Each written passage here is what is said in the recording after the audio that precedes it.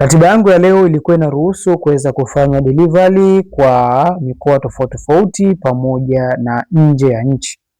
Kwa hiyo natamani kuweza kushare na wewe behind the scene, uone namna gani package zinatoka ofisini kwetu na kufika mikoa tofauti tofauti ama nchi tofauti tofauti.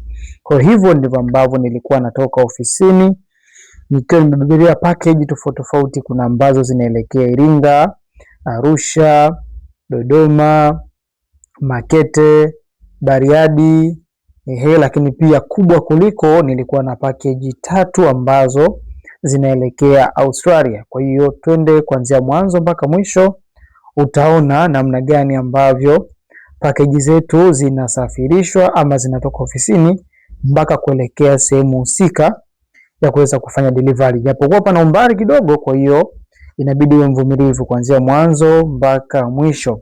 Hivyo ndivyo ambavyo nilikuwa natoka ofisini kama ambavyo unaona, na hapo ilikuwa ni mida fulani hivi kuanzia saa 4 hapo, saa 4 saa 5 kasoro. Hivyo ndo ambavyo nilikuwa natoka ofisini kwangu.